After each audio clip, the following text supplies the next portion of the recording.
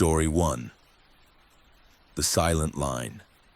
The timestamp read 02-47-16. The message appeared on my screen in calm, system-generated text. Technician will spill coffee on keyboard in 3 minutes. I stared at it, confused, my hand wrapped around a styrofoam cup I'd just refilled. I set it down carefully, away from the console. At 02-50-16, my elbow caught the cup's rim as I reached for the radio. Coffee spread across the keys in slow motion, exactly as predicted. I'd been working the graveyard shift in central control for 8 years when the messages started. The job was straightforward: monitoring Line 7's automation systems, responding to signal failures, coordinating with tunnel crews when necessary. Most nights passed in comfortable silence, broken only by the rhythmic hum of servers and the occasional radio check from station agents. The control room sat 3 stories below street level, a windowless bunker lined with monitors showing empty platforms and dark tunnels. During off-peak hours, trains ran every 20 minutes. Between arrivals, the screens displayed static camera feeds of vacant stations, their fluorescent lights reflecting off polished concrete. November 12th started like any other Tuesday night.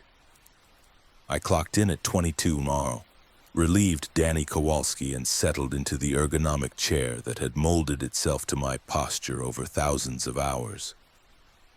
The shift log showed routine entries: minor door sensor maintenance at Lexington, a passenger assist at Union Square.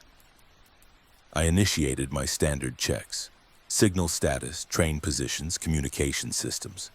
Everything registered green. Line 7 operated with automated precision, its trains moving through the darkness like clockwork, stopping exactly where they should, departing on schedule. My role was to watch, to be ready if the automation failed. It rarely did. The first message appeared at 01:33:42. It materialized in the system notification panel, formatted like any other automated alert, but the content made me pause. Camera 714 will experience interference in 90 seconds. I glanced at the camera grid. 714 covered the northbound platform at Grand Central. The feed showed 6 passengers waiting, a janitor mopping near the tracks. I noted the timestamp, curious if this was some new predictive maintenance feature IT had implemented without notifying control room staff. At 01:35:12, exactly 90 seconds later, camera 7-14's feed dissolved into static, then returned showing the same platform, now empty except for the janitor. I logged it as a technical anomaly and continued monitoring. At 02:14:55, another message. Train 734 will arrive at 59th Street 7 seconds early. I checked the tracking display. Train 734 was approaching 59th, moving at standard speed, scheduled to arrive at 02:16:30. I watched the clock. At 02:16:23, the train glided into the station, its automated systems bringing it to a perfect stop. 7 seconds early. The precision bothered me.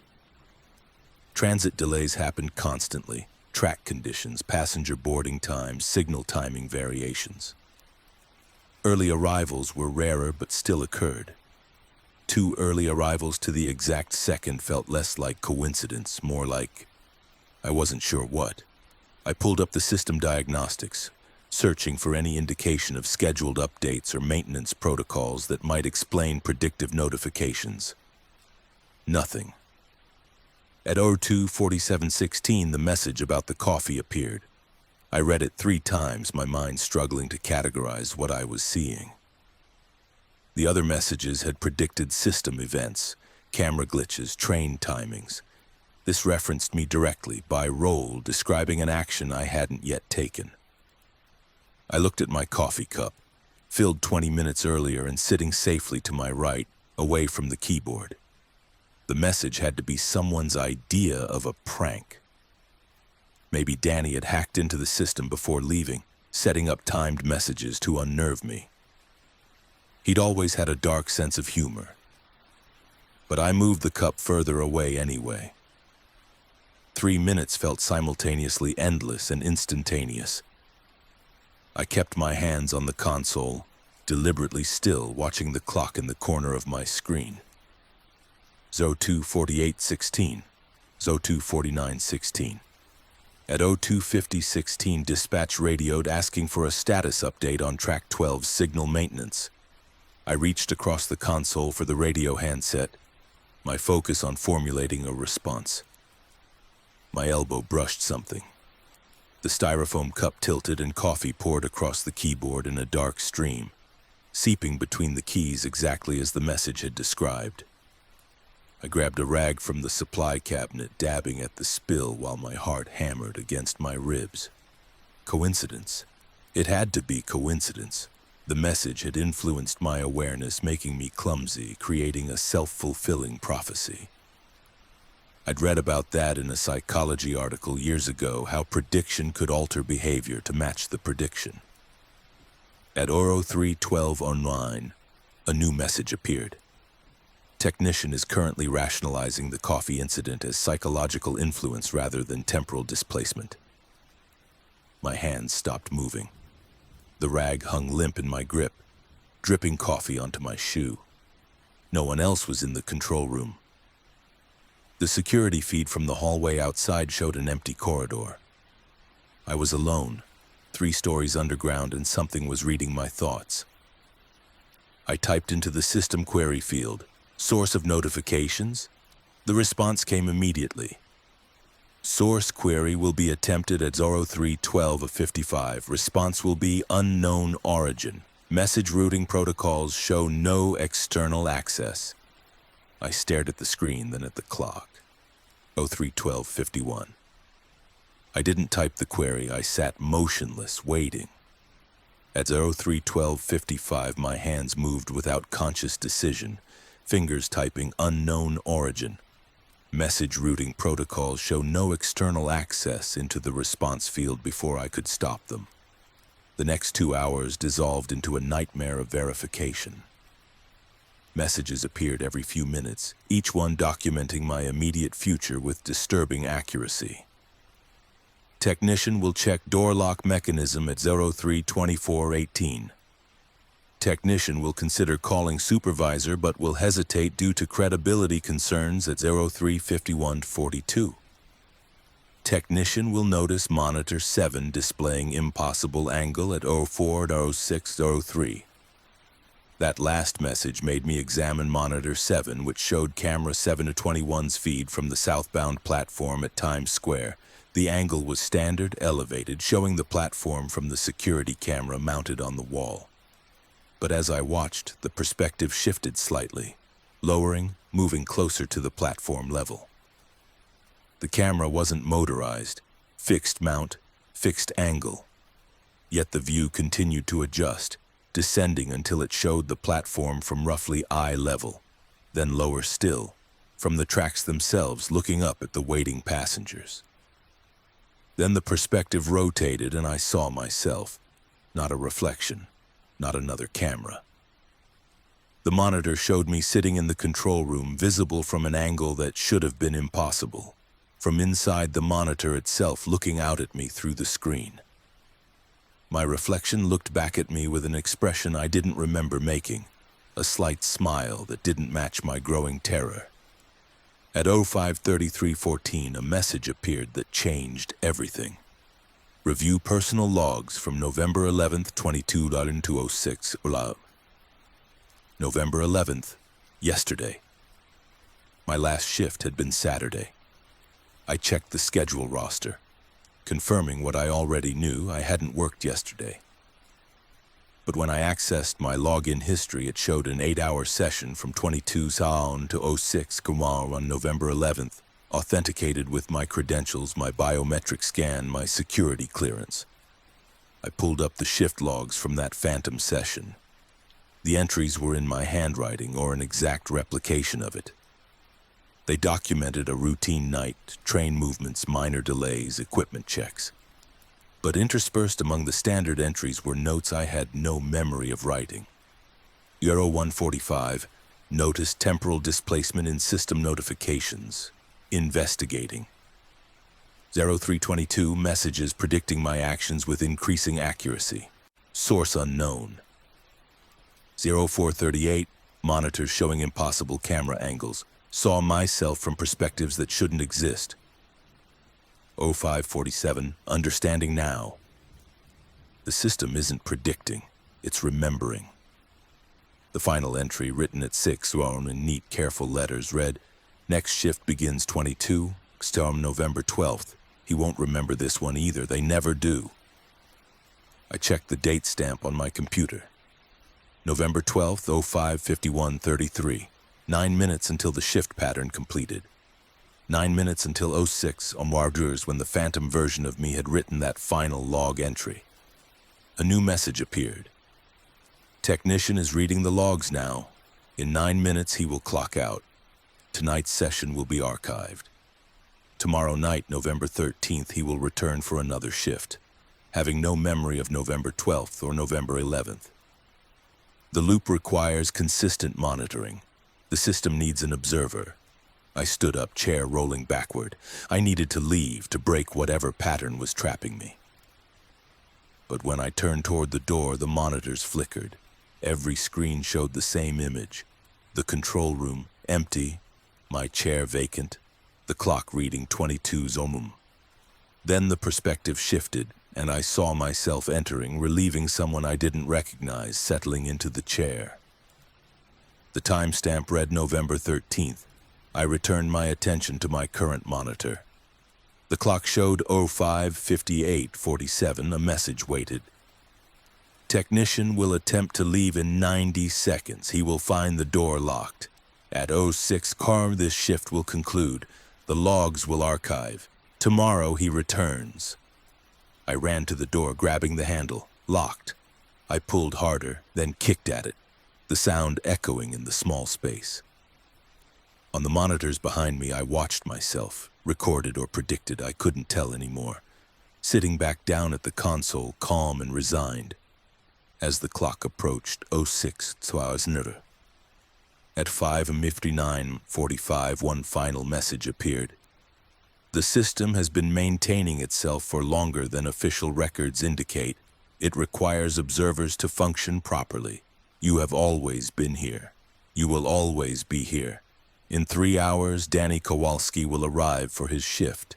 He will find the control room empty, the logs complete, no indication you existed. Until 22 Okun, when you clock in again. The clock struck 06 Gonzugs. The screens went dark simultaneously, then rebooted. When they illuminated again, they showed empty platforms, trains moving through tunnels, the regular automated dance of Line 7 continuing without pause.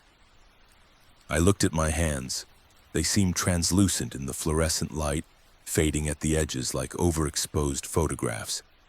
I'm still here, in the control room, watching the monitors. The door remains locked. No one has come. But I'm beginning to understand that no one will. I exist now in the gaps between shifts, in the system's memory rather than its present. Tomorrow night, or tonight, depending on how time works in this space, I'll clock in again, convinced it's my first time experiencing these impossibilities. But somewhere archived in logs that exist outside normal record-keeping, there are hundreds of entries documenting hundreds of nights exactly like this one, all written in my handwriting, all forgotten by morning. The system requires constant observation. It has found a way to ensure it always has an observer, even if that observer has to be recycled, reset, and replayed night after night. I've started writing this in the margin of the official log, hoping tomorrow's version of me will see it, will remember, will find a way to break the pattern. But the timestamp next to my entry keeps changing, cycling backward, erasing itself as soon as I finish each sentence. The system maintains itself. It always has. Some nights in the quiet between trains you hear sounds that don't quite match the equipment around you, the scratch of a pen on paper, someone breathing in an empty room. Those are the echoes of observers who came before, still cycling through their forgotten shifts. still watching the monitors, still trying to understand why the system knows what hasn't happened yet. I understand now. It's not predicting the future. It's remembering all the times I've already lived this night, over and over in an endless loop of forgotten shifts and archived logs. The messages aren't warnings, they're records. And I'm not an observer anymore.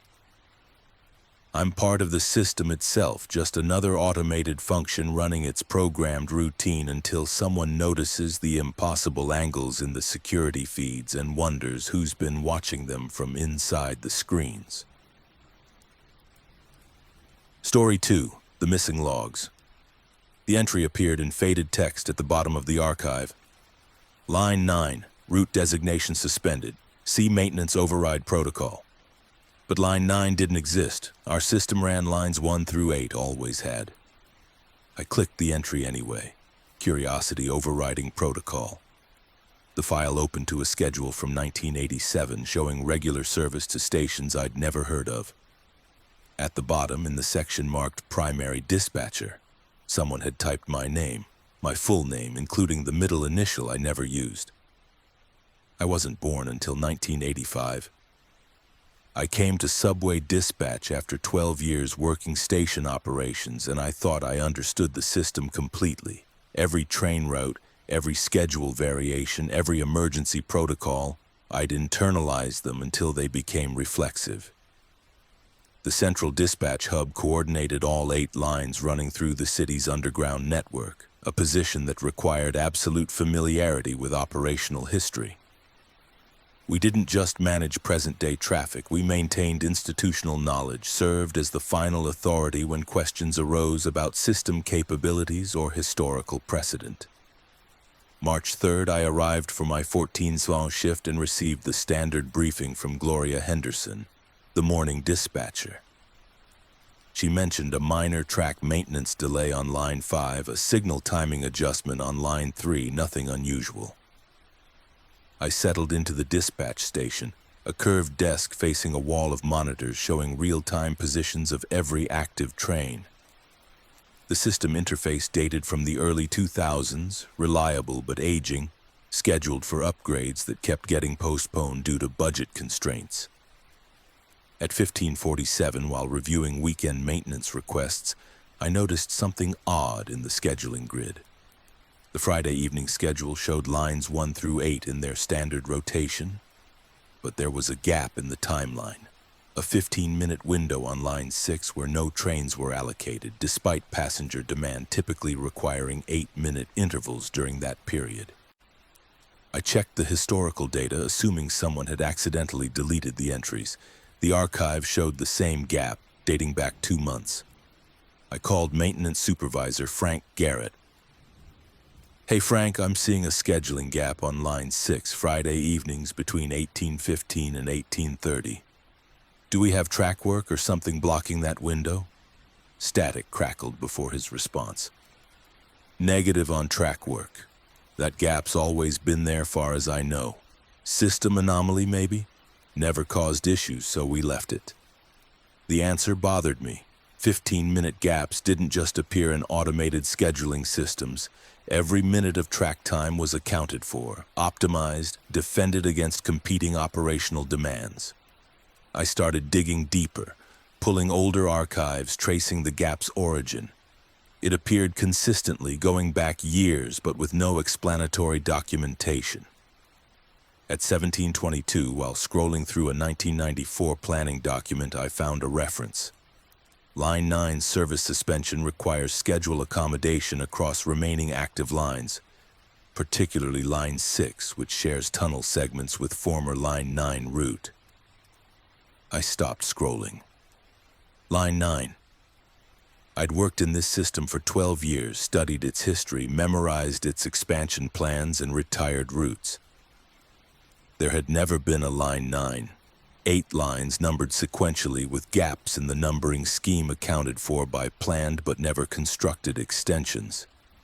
Line 9 had never appeared in any documentation I'd encountered. I searched the database for Line 9. No results. I tried variations, Route 9, Service 9, Extension 9, nothing. But the 1994 reference was clear, embedded in an official planning document, referencing Line 9 as if it were common knowledge. I spent the next 2 hours hunting through archived files looking for any mention of a ninth line. Most searches returned empty, but occasionally I'd find fragments, a budget allocation from 1989 mentioning Line 9 maintenance costs, a 1991 passenger complaint about Line 9 service delays, a 1986 press release celebrating Line 9's inaugural run. Each reference treated Line 9 as routine, unremarkable, obviously real. Yet no map showed it. No current documentation acknowledged it. The line existed only in scattered historical fragments, like a photograph slowly erased, leaving behind disconnected details that no longer formed a coherent image. At 1938, I found the maintenance logs. They were buried in a subdirectory I'd never accessed, labeled Archived Route Designations, Restricted Access. My credentials shouldn't have granted entry, but the system allowed me through without challenge. Inside were decades of logs documenting Line 9's operation, daily service reports, incident records, maintenance schedules, staff assignments. The line had run from 1986 to 1994, servicing 6 stations through tunnels that supposedly didn't exist.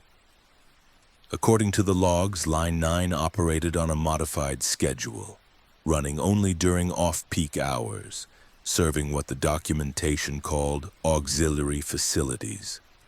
The station names meant nothing to me.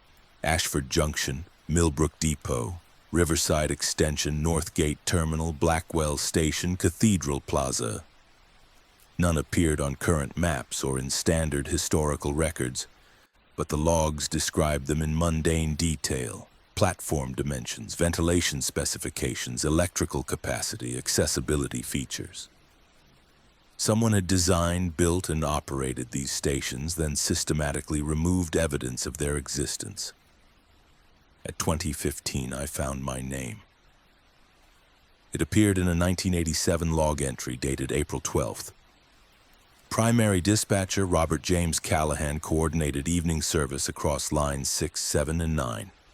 Reported minor signal interference at Blackwell Station, resolved by maintenance crew at 2140. Robert James Callahan. My full name, including the middle name I inherited from my grandfather but never used professionally. I always went by Robert Callahan, or just Rob. Only my birth certificate and driver's license included the full version. I checked my employment records. I was hired by the Transit Authority in 2009, 22 years after this log entry was written. I was born in 1985, making me 2 years old when I supposedly dispatched trains through a station called Blackwell. I kept searching. My name appeared repeatedly in Line 9 logs from 1987 through 1991. Hundreds of entries documenting shifts I couldn't have worked, decisions I couldn't have made, a career I had no memory of living. The logs showed I'd been a senior dispatcher on Line 9, responsible for coordinating service through those phantom stations, responding to incidents that never officially occurred. April 19th, 1988. Dispatcher Callahan reported unusual passenger behavior at Cathedral Plaza. Passengers remained on platform after train departure, standing motionless. Security notified. November 7th, 1989. Dispatcher Callahan noted recurring signal failures on Line 9 southbound approach to Northgate Terminal. Failures occur precisely 0314 daily. Maintenance unable to locate cause. March 22, 1990. Dispatcher Callahan requested transfer from Line 9 assignment. Request denied per Protocol 7.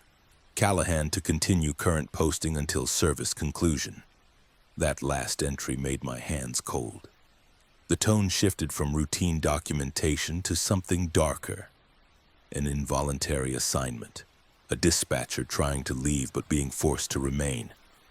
I searched for Protocol 7, no results. At 22:03, Gloria Henderson called from home. "Rob, Just got a weird alert on my phone. System flagged unusual archive access from your terminal. You okay down there? I hesitated, unsure how to explain what I'd found. I'm fine.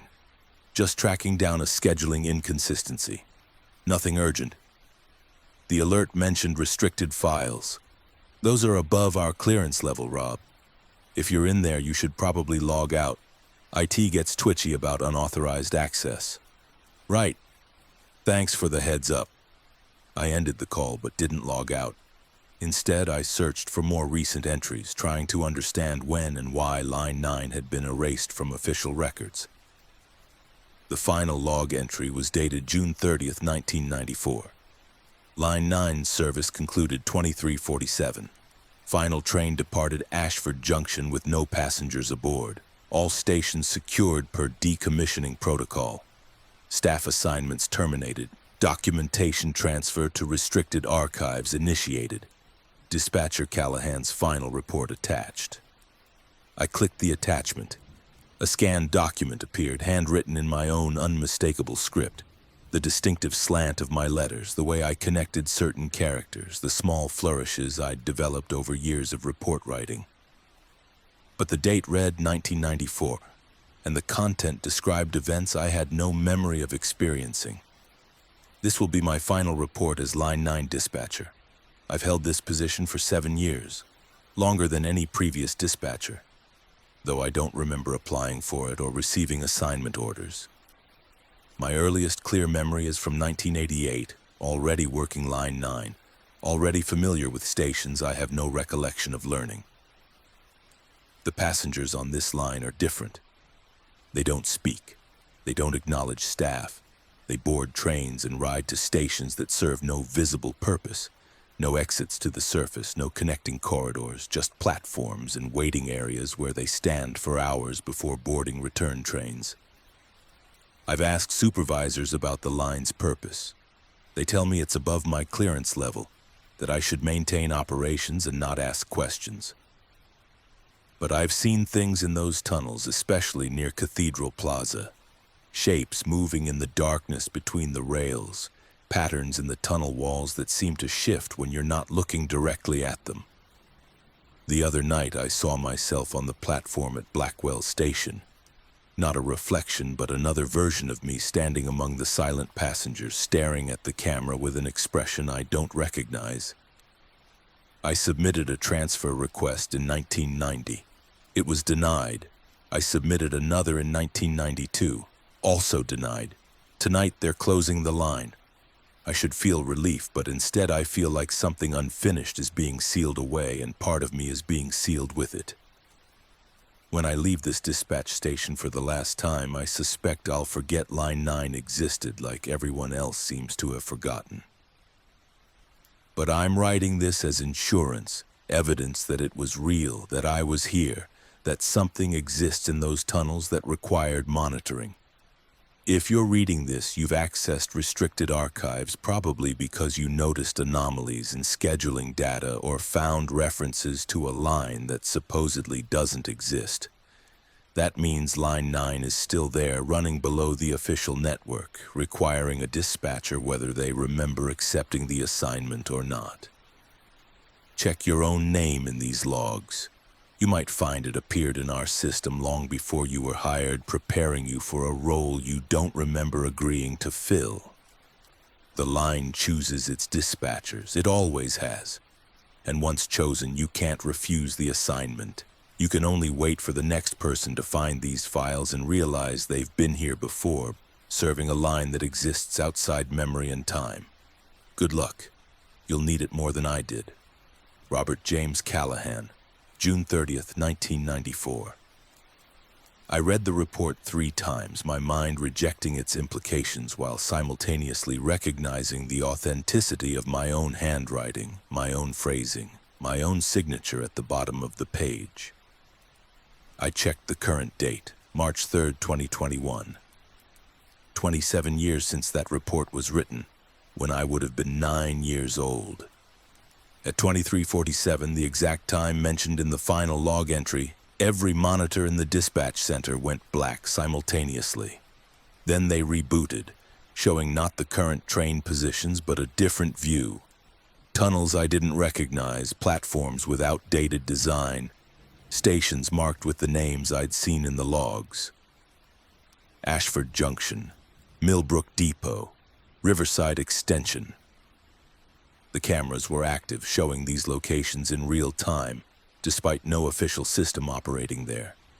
On one monitor labeled Blackwell Station, I saw a figure standing alone on the platform. The image quality was poor, the lighting dim, but the posture was familiar.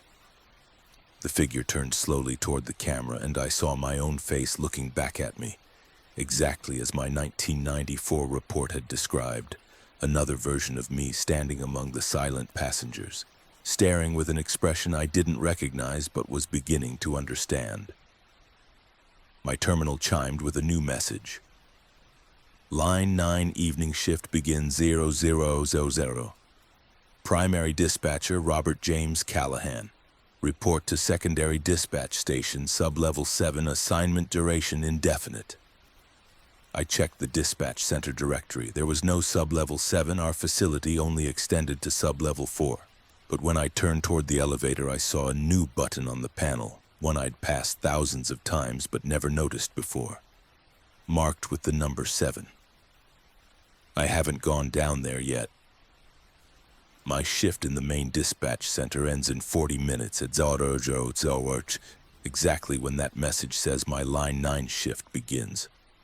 I've been researching the restricted archives all night, finding more names, other dispatchers from years past, people who supposedly worked Line 9 and then vanished from employment records, their careers erased along with the line itself.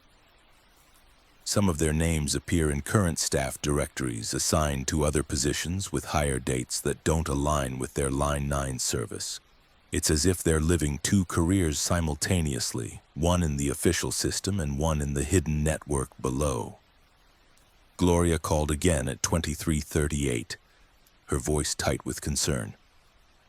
Rob, you need to log out immediately. The system administrator says you're accessing files that are triggering security protocols I didn't even know existed. They're sending someone down to... The call disconnected. The elevator door opened. No one emerged, but I could see the empty car waiting, the button marked 7 glowing faintly.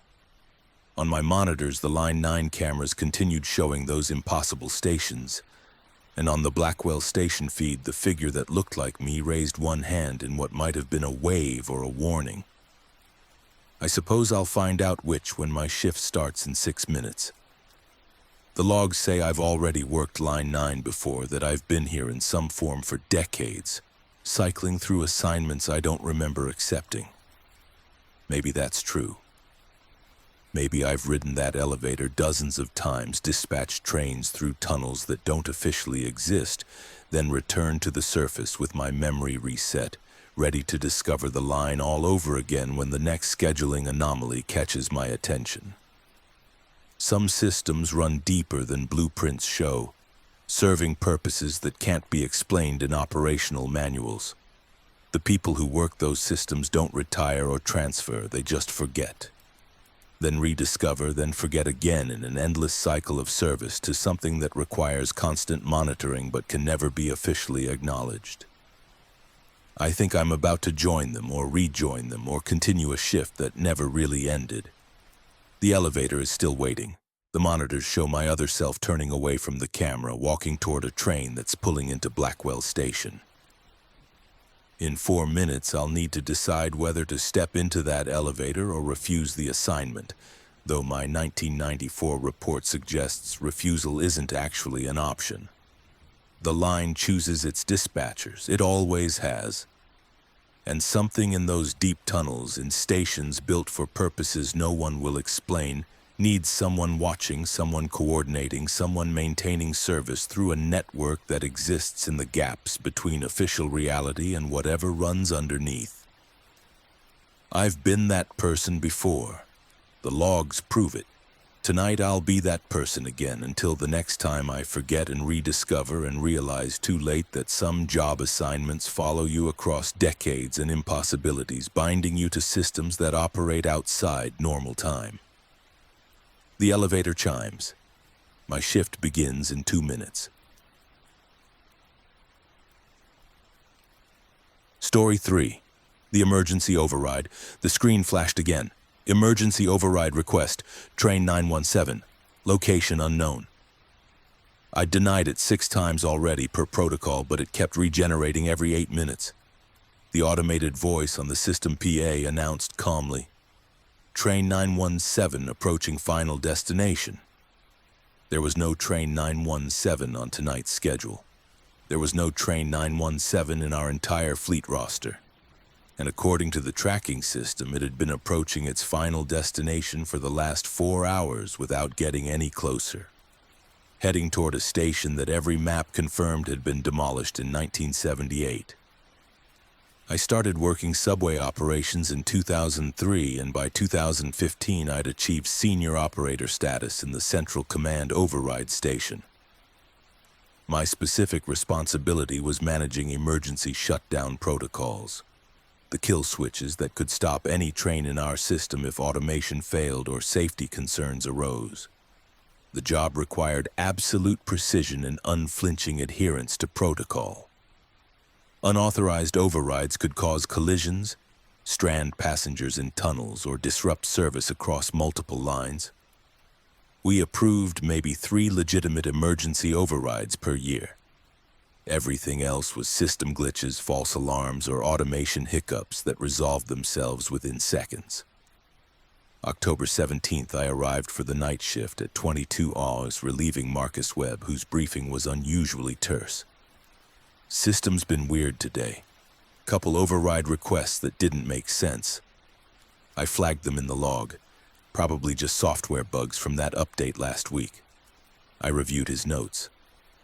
2 override requests had appeared that afternoon from trains that weren't in active service, both automatically denied by the system's validation protocols. IT had been notified. Marcus seemed unconcerned, so I filed it under minor technical issues and began my standard monitoring routine.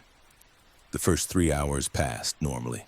I processed routine communications, monitored train positions, responded to a minor delay on Line 4 caused by passenger illness. At Aura 117, my screen flashed with a new notification. Emergency override request. Train 917 authorization required. I pulled up the request details. Train 917 was requesting permission to bypass automated safety stops and proceed to its scheduled destination. The system prompted me to either authorize or deny the override. I checked the fleet roster. No Train 917 existed. Our trains were numbered in sequences that jumped from 899 to 920, a gap in the numbering scheme dating back to when the fleet was expanded in the 1980s. 917 fell squarely in that non-existent range. I denied the override and logged it as a system error. 30 seconds later, the request reappeared, identical in every detail. I denied it again and contacted IT support. The technician on night duty, someone named Philip, whose voice carried the exhausted patience of someone fielding minor complaints at 1 a.m., promised to investigate. Probably just corrupted data from a decommissioned train ID cycling through the system, he said. I'll clear it from the database. At Aura 125, the request returned. This time, additional information populated the screen. Train 917's current location was listed as unknown, tracking signal unavailable. Its destination appeared as a station code I didn't recognize, CTH-PZ78. I searched the station database. No match. I tried variations, wondering if it was a typo. Nothing corresponded to that code structure. I denied the override and called Philip back. The request is still coming through, and now it's showing a destination code that doesn't exist in our system. CTH-PZ78. Mean anything to you? A pause. No.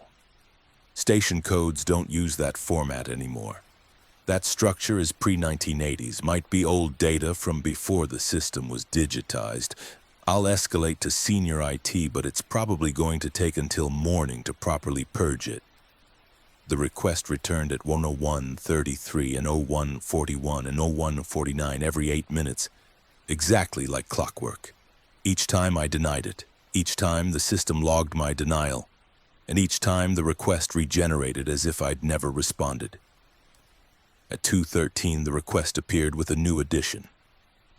Beneath the standard override request text, a message read, "Train 917 carrying 47 passengers. Continued delay creates safety concern. Authorization urgent." That stopped me. Passenger count wasn't normally included in override requests. That information appeared in different system screens, managed by different departments. And if there really were passengers on a non-existent train heading to a non-existent station, this had escalated from technical glitch to genuine emergency. I tried to access passenger monitoring systems, but Train 917 didn't appear in any active registry. I couldn't pull camera feeds from a train that officially didn't exist. I called Operations Control, reaching the night supervisor, a veteran named Susan Ortega, who'd been with the system longer than I'd been alive. "Susan, I'm getting repeated override requests from Train 917, and the latest one claims there are passengers aboard. Can you verify if we have any unaccounted trains in active service?"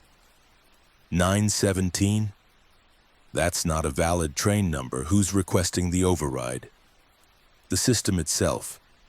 The requests are automated, coming from the train's onboard computer, supposedly. But the train doesn't exist in our fleet roster. Deny it and log it as a technical fault. If it persists, we'll do a full system reboot at end of service. I denied the next request at 2:21, noting Susan's recommendation in my log. At 02:29, the request returned with updated text. Train 917 carrying 47 passengers. Estimated arrival at CTHPZ 78 in 14 minutes. Override required to complete approach sequence. Authorization urgent. 14 minutes. The message was now providing a timeline, counting down to something. I pulled up historical maps, searching for anything matching the CTHPZ designation. Deep in the archive section, I found a 1977 planning document that referenced Cathedral Plaza Station, provisional code CTHPZ 78. The station had been planned as part of an expansion project, but was never completed. According to the notes, construction had been halted due to geological instability and structural concerns. The partially built station was sealed and abandoned, its tunnels decommissioned and access points filled with concrete. At 02:37, the override request appeared again. Train 917 carrying 47 passengers. Estimated arrival at CTHPZ 78 in 6 minutes. Override required to complete approach sequence. Safety protocols mandate authorization. Authorization urgent. The phrasing had shifted from requesting permission to demanding it, invoking safety protocols as justification. I tried calling Susan again. No answer. I tried Philip in IT, straight to voicemail.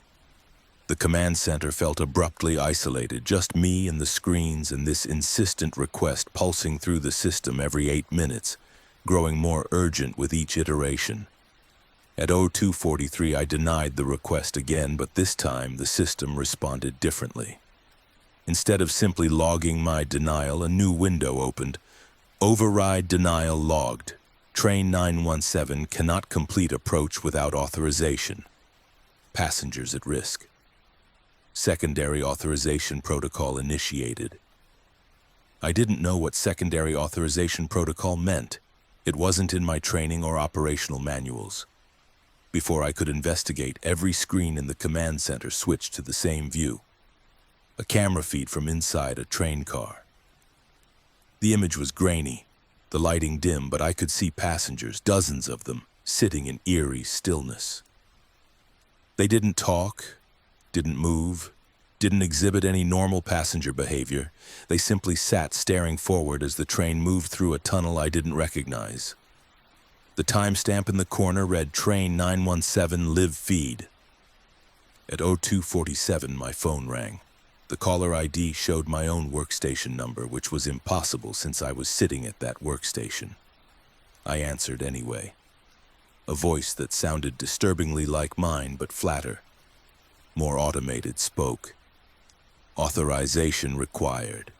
Train 917 has been approaching Cathedral Plaza for 4 hours, 17 minutes. Each denial extends the approach. Passengers cannot disembark until destination is reached. Authorize the override, complete the sequence. Who is this? How are you spoofing my extension? You know who this is, you've always known. Authorize the override. The call disconnected. On my screens, the train feed continued showing those motionless passengers. I zoomed the camera view, trying to see faces clearly. In the third row, a woman sat with her hands folded in her lap, wearing a coat style from decades past. In the fifth row, a man in an outdated business suit stared at nothing. These weren't modern passengers, these were people from another era, trapped in a train that had been approaching an abandoned station for hours or years, unable to complete a journey that should have ended decades ago. At 02:51, the override request returned. Train 917 carrying 47 passengers. Estimated arrival at CTHPZ 78 in 2 minutes. Final authorization request. Deny this override and the approach sequence extends indefinitely. Passengers remain aboard. Authorization required to complete the loop and release the manifest. Release the manifest. The phrasing was wrong, too clinical, treating passengers like cargo to be processed and delivered. But if I authorized the override, I'd be allowing a non-existent train to proceed to a sealed, abandoned station, violating every safety protocol in my authority. If I denied it, I'd be... What? Keeping passengers trapped in an eternal approach, unable to reach a destination that no longer existed? I searched desperately for any guidance, any precedent for this situation. In a 1978 incident report buried in supplementary notes, I found a reference.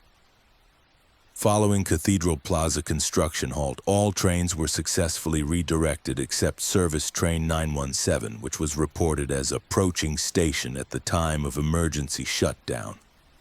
Train was not recovered from tunnel system, investigation suspended due to access restrictions. Service train 917. Not a passenger train, but a maintenance or construction train used during the Cathedral Plaza project.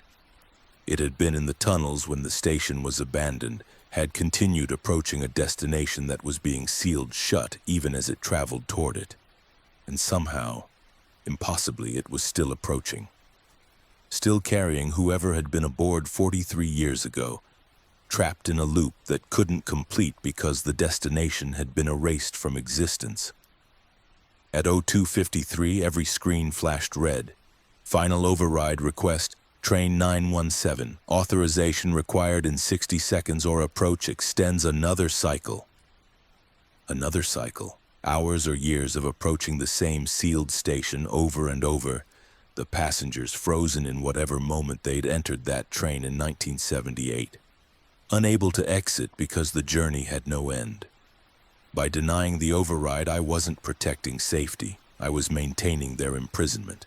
But by authorizing it, I'd be allowing that train to reach Cathedral Plaza, to arrive at a station that had been sealed with concrete, that shouldn't exist in any physical sense. I'd be completing a 43-year-old journey to nowhere. Releasing... what? Ghosts? Temporal anomalies? People who'd been dead for decades but were somehow still riding that train through tunnels outside normal time and space? At 02:54:47, with 13 seconds remaining, I made my decision. My hand moved toward the authorization key, then stopped. On the screen showing the train's interior, one of the passengers, the woman in the third row, turned her head slowly toward the camera. Her eyes met mine through 43 years of impossible distance. Her mouth moved, forming words I couldn't hear but somehow understood. Let us off. I authorized the override at 02:54:58, 2 seconds before the deadline. The screens flashed green. Authorization accepted. Train 917 proceeding to final destination. Approach sequence completing. The train feed showed movement for the first time. The passengers standing in unison, gathering their belongings, moving toward the doors with mechanical precision. The tunnel outside the windows grew lighter, and I saw a platform appearing, intact and operational despite being sealed for decades. The train slowed, stopped. The doors opened. The passengers filed out onto Cathedral Plaza's platform, walking toward exits that led nowhere, disappearing one by one as they passed beyond the camera's range. The train emptied completely. For a moment, the feed showed the vacant car, seats empty, lights flickering. Then the screen went black. When it rebooted, it showed current trains, current locations, everything normal. Train 917 had vanished from the system entirely. No more override requests appeared. The command center returned to its standard quiet hum. At 0317, Susan called back. "Sorry, was dealing with a situation on line 3. You still having issues with that ghost override request?" "It's resolved," I said, my voice strange in my own ears. "System's back to normal." "Good. Probably just corrupted data like IT said. Log it and move on." I logged it as she suggested, but I also spent the rest of my shift researching Cathedral Plaza. Construction had halted abruptly in October 1978 following the disappearance of a work crew. 47 people who'd been performing overnight maintenance in the unfinished station. They'd entered the tunnels for their shift and never emerged. The official report blamed a structural collapse, but no bodies were ever recovered. The station was sealed within days, the project canceled. The incident buried in supplementary files that most people would never access. 47 people.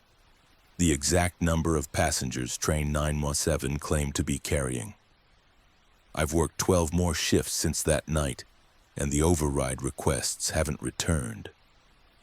But I've started noticing other anomalies in the system. Trains that appear briefly in tracking software before vanishing. Station codes that flicker in databases before resolving to normal designations. Occasional passenger counts that don't match camera feeds. The system is full of ghosts, I'm realizing, full of loops that never completed and journeys that never reached their destinations. And I'm beginning to understand that my job isn't just managing current operations. It's maintaining the boundaries between present service and all the impossible routes that run underneath, the abandoned stations and lost trains that still exist somewhere in the network. Approaching destinations that were erased from maps but never quite stopped existing. Every override request I process might be another Train 917. Another group of people trapped in an eternal approach, waiting for someone to authorize the completion of their journey. I authorized one. I wonder how many more are cycling through those deep tunnels, requesting permission to finally arrive, to finally disembark, to finally end trips that should have concluded decades ago. And I wonder what happens to the system, and to me, if I keep authorizing them, keep allowing the past to complete its unfinished routes, keep opening doors to stations that were sealed for reasons no one will explain. Some trains never reach their destination unless someone grants them permission to complete the impossible. I learned that on October 17th, but I also learned that completing those journeys doesn't necessarily end them.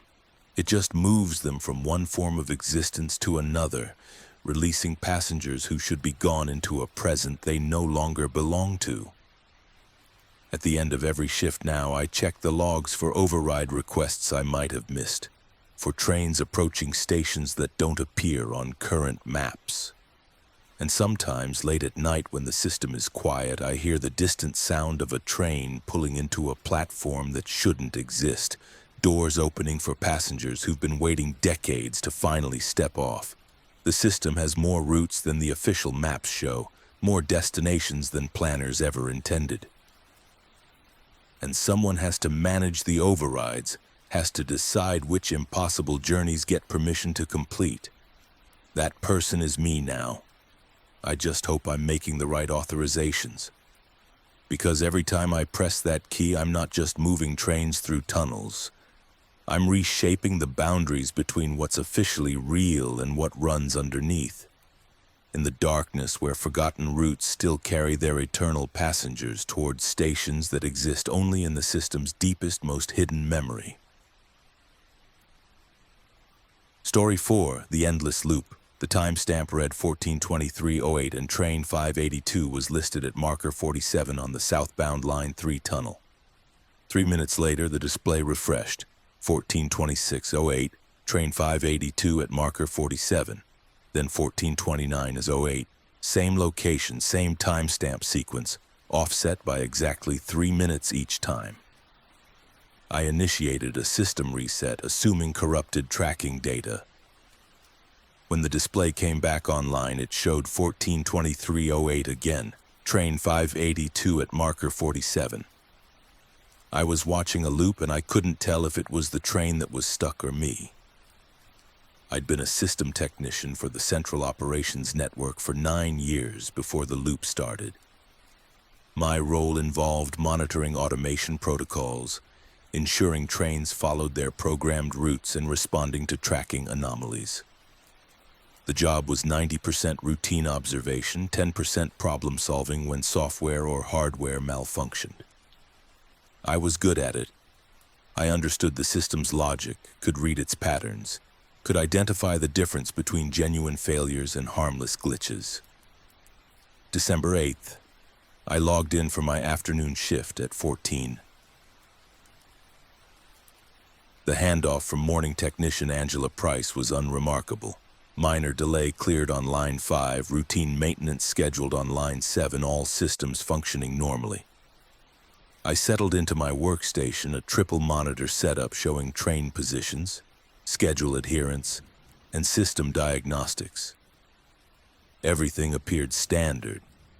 At 14:23:08, train 582's tracking signature caught my attention.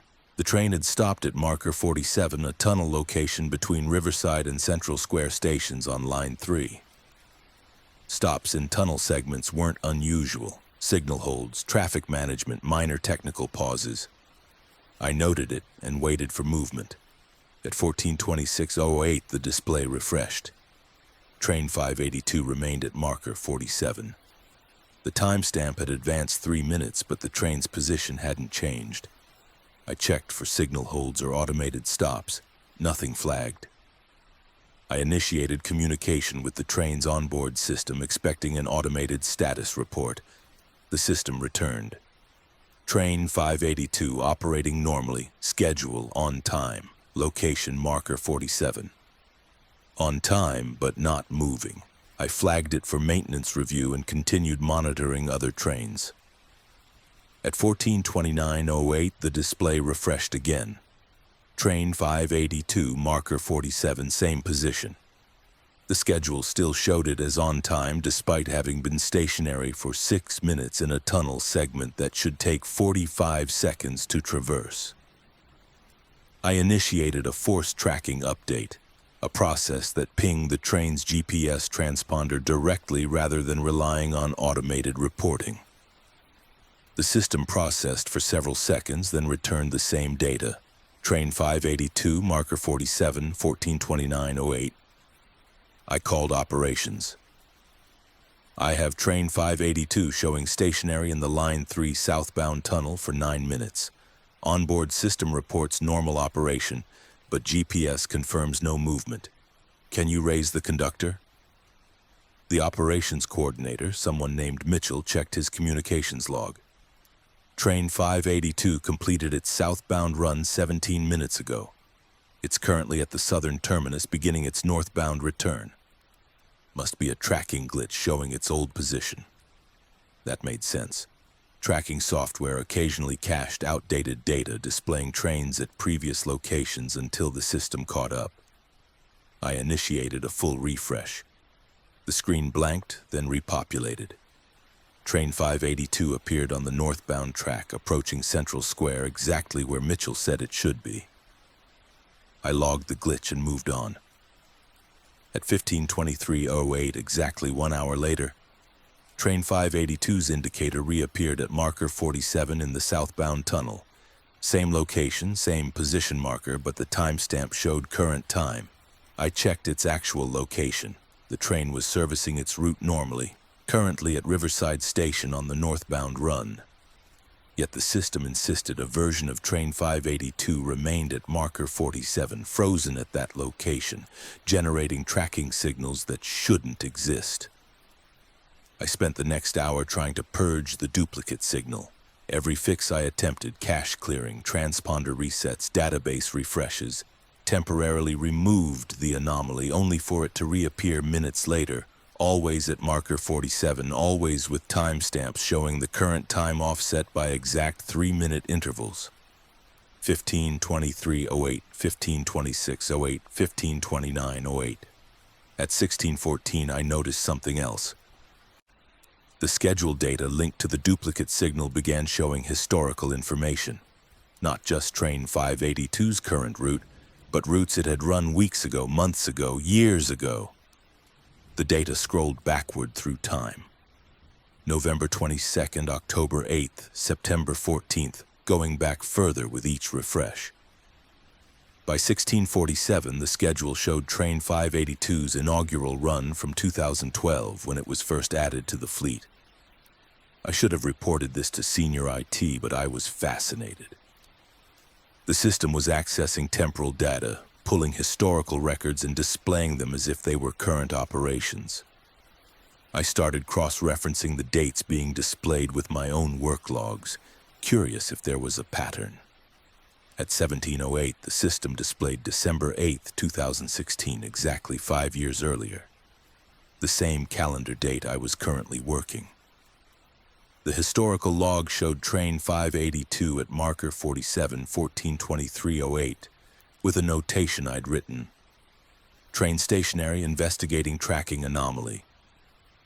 I had no memory of that incident, but the log was authenticated with my credentials written in my characteristic phrasing.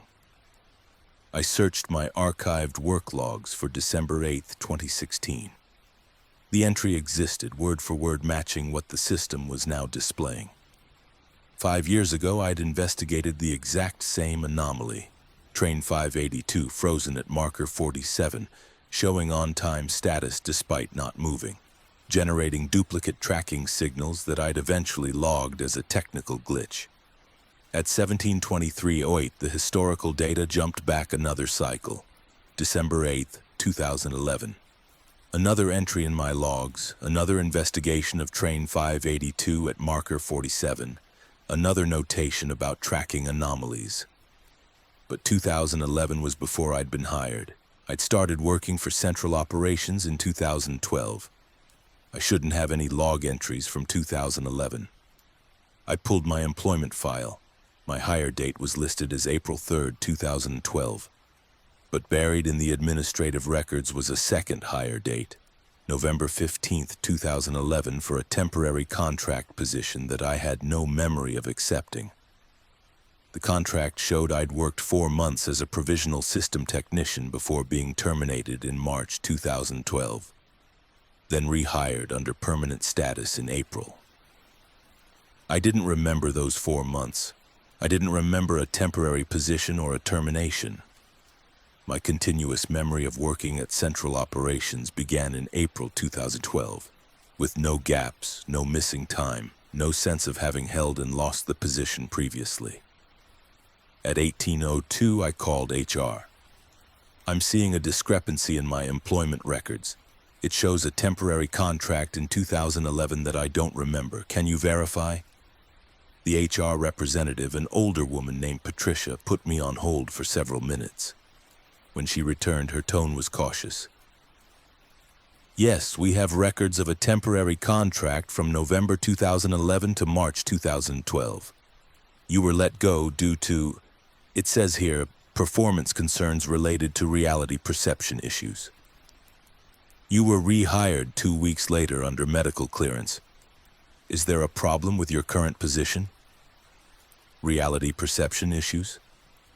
That's all the file says. I don't have details. Would you like me to request your full personnel history from archives? I told her no, and ended the call. Reality perception issues.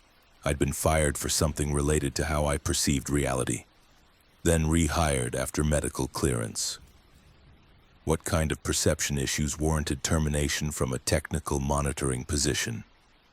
At 18:23:08, the historical display jumped again, December 8, 2006. The log entry appeared in my handwriting describing the same anomaly with train 582 at marker 47. But in 2006, I'd been working in a completely different city, in a completely different career. I'd been an IT specialist for a healthcare company nowhere near transit operations. Yet the log existed, authenticated with credentials that matched my current security profile. I began pulling records obsessively, tracing my apparent history with central operations backward through time. December 8, 2001, December 8, 1996, December 8, 1991, every 5 years like clockwork. I had log entries describing investigations into Train 582's anomalous behavior at marker 47. Entries that predated my birth, written in handwriting that evolved from different styles but always resolved into something resembling my own current script. At 1947, I understood what I was seeing. This wasn't historical data, this was a loop, my loop. Every 5 years, on December 8th, I appeared in this system, investigated Train 582's anomaly at marker 47, worked for several months, then vanished from the records until the next cycle. I wasn't experiencing corrupted data. I was experiencing my own recursive existence, living the same investigation repeatedly across decades with my memory resetting each cycle to make the pattern invisible. At 2023:08, the system displayed a new message. Temporal loop detected. Operator experiencing recursive investigation pattern. Duration, 47 cycles. Estimated inception, 1978. Recommend immediate memory integration protocol. 47 cycles. I'd been here in this role investigating this same anomaly, 47 times across 235 years of recursive time. But subjectively, I'd only experienced fragments, moments separated by 5-year gaps where I didn't exist in any conventional sense, then returned to the system with no memory of previous cycles. I initiated the memory integration protocol not because I understood what it would do, but because the system was offering a way to see the complete pattern. The screens blanked. When they returned, they showed not current operations, but a composite view. Every December 8th, I'd worked overlaid simultaneously, showing 47 versions of me sitting at this workstation, investigating the same anomaly, writing variations of the same logs. In the earliest visible cycle, 1978, I looked younger but recognizable. The technology was different, analog displays, paper logs, but the essential investigation was identical. Train 582 at marker 47, tracking anomaly, duplicate signals, historical data showing recursive patterns. In each subsequent cycle, technology advanced. My appearance aged slightly, then reset, then aged again in patterns that didn't follow normal chronology. Some cycles showed me as I look now. Others showed me younger or older, wearing different clothes, using different phrases, but always investigating the same impossible stationary train. At 21:08, I found the origin point, December 8th, 1978, 14:23:08. Train 582 had experienced a catastrophic automation failure at marker 47. The train's computer had crashed, stranding it in the tunnel with 47 passengers aboard. The crash had corrupted not just the train systems, but the network's temporal monitoring protocols, creating a recursive loop that trapped the train and anyone investigating the failure in a repeating sequence that played out every 5 years. I was one of the investigators from 1978. I'd been dispatched to diagnose the failure, had connected to the corrupted system, and had been absorbed into the loop. Since then, I'd been recurring, living fragments of existence separated by 5-year gaps, investigating my own trapped state without recognizing the pattern because my memory reset with each cycle. The train wasn't moving because it existed outside normal time, frozen at the moment of failure. And I couldn't fix it because I was part of what needed fixing.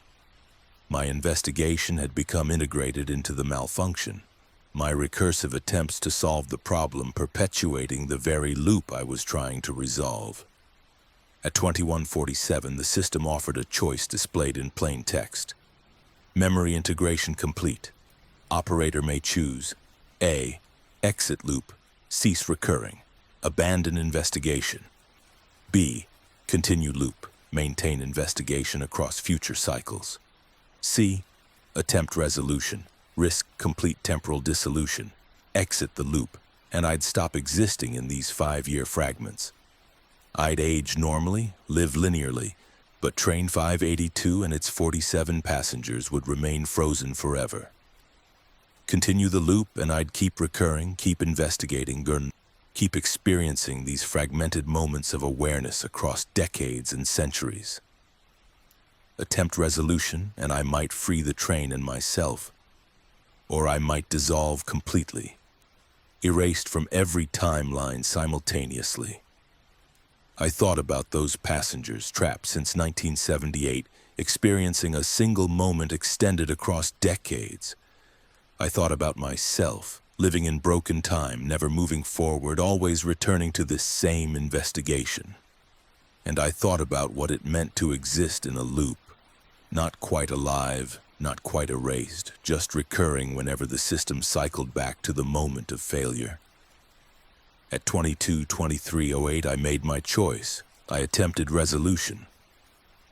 The process was immediate and agonizing. Every version of me across 47 cycles suddenly aware simultaneously, experiencing all those investigations at once. All those December 8ths collapsing into a single moment of recognition.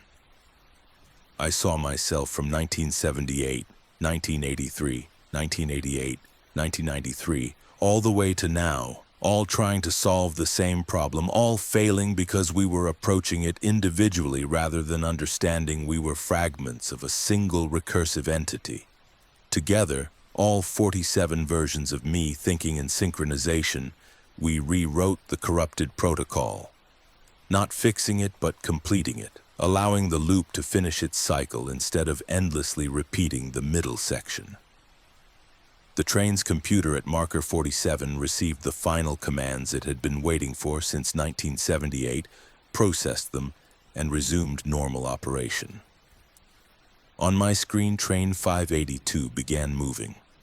Slowly at first, then building speed, it traveled from marker 47 toward Central Square, completing the journey it had started 46 years earlier. The passengers aboard, unchanged, unaged, unaware they'd been frozen, exited at their scheduled stop, dispersing into a present they were never supposed to reach. And I felt myself dissolving, all 47 versions collapsing back into single linear existence. The recursive pattern unwound, the 5-year gaps closed. I remembered everything simultaneously, every cycle, every investigation, every December 8th I'd experienced in fragments. And then I remembered nothing at all as those memories resolved into a single continuous timeline that had never included loops or recursive investigations. When I opened my eyes, I was sitting at my workstation. The clock read 14:24:51, December 8th, current year. Train 582 was running normally on line 3, several stations past marker 47. I checked my logs. No anomalies, no tracking glitches, no historical data corruption. Just routine operations exactly as they should be. But I remember the loops even though they never happened in this resolved timeline. I remember 47 versions of myself investigating the same frozen train, living in broken time, recurring every 5 years. And I remember making the choice to dissolve those versions, to collapse them back into single existence, freeing both the train and myself from the recursive trap. I still work at Central Operations. I still monitor Train 582. But sometimes at 14:23:08, I feel an echo, a sense that I'm sitting at this workstation in multiple moments simultaneously, investigating anomalies that exist only in erased timelines. The loop is resolved, but its pattern remains imprinted on my memory, a ghost of recursive existence that never quite fades. Some technical failures don't just crash systems, they crash time itself, creating loops that trap everyone who tries to fix them. I was caught in one for 47 cycles, living the same moments repeatedly across decades, aging in fragments, never moving forward until I understood that the investigation itself was the malfunction. Fixing it required accepting that all those versions of me were real, were simultaneous, were pieces of a single consciousness scattered across time. I fixed it. I freed the train. But I wonder sometimes if resolution was the right choice, or if I should have continued the loop, should have kept investigating, should have remained in that recursive existence where I lived forever in the space between moments. Never quite present, but never entirely gone. Linear time feels strange now, too simple, too finite. Part of me still exists in those loops, still sits at this workstation on December 8th that haven't happened yet and never will. Still tries to understand why Train 582 won't move from marker 47. And occasionally, very occasionally, the tracking display shows a brief flicker.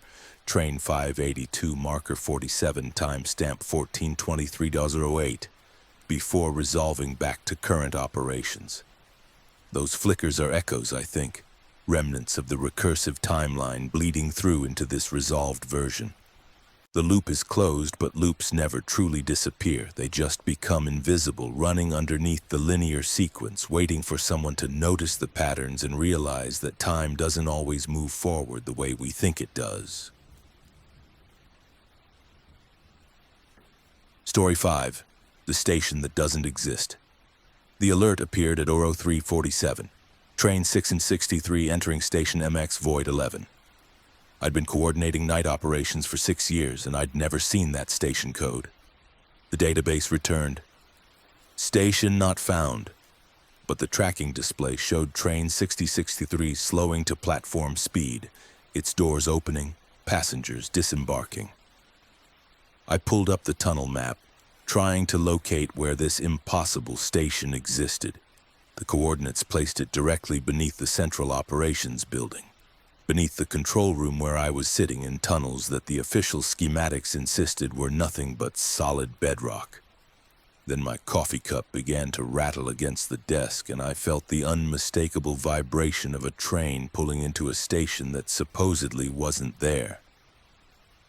I'd risen through transit operations from station agent to control room supervisor over 13 years, and I believed I knew every meter of our network. The system consisted of 8 lines, 147 stations, 284 kilometers of tunnel. Every station had a designation code, a precise location, detailed schematics showing platform dimensions, access points, and architectural features. The database was comprehensive, updated constantly, verified quarterly. There were no unknown stations, no uncharted tunnels, no sections of track that existed outside official documentation. January 22nd, I began my overnight supervisor shift at 22 Rue, managing system-wide operations from the master control room. The night schedule was lighter than daytime service. Longer intervals between trains, abbreviated routes, maintenance windows for track work and equipment upgrades. My primary responsibility was coordinating the overnight crews while maintaining essential passenger service for late shift workers, airport travelers, and the handful of people who moved through the system during those quiet hours. The first alert appeared at 03:47 during the deepest part of the night when train frequency dropped to minimum levels. Train 663, running a shortened Line 4 route, sent an automated status update.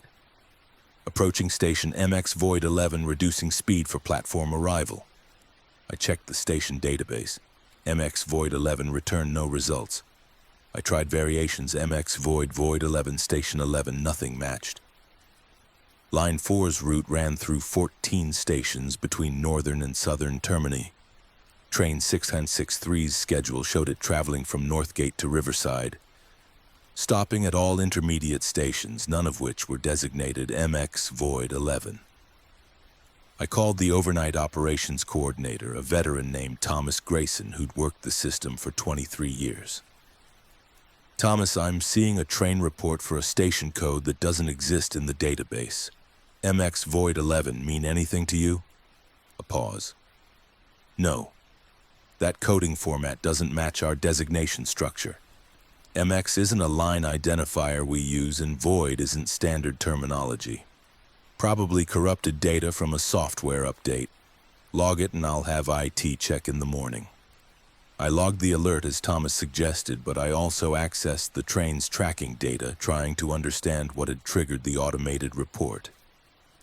Train 663's GPS coordinates showed it had stopped in the tunnel between Central Station and Riverside, roughly at the midpoint of that segment.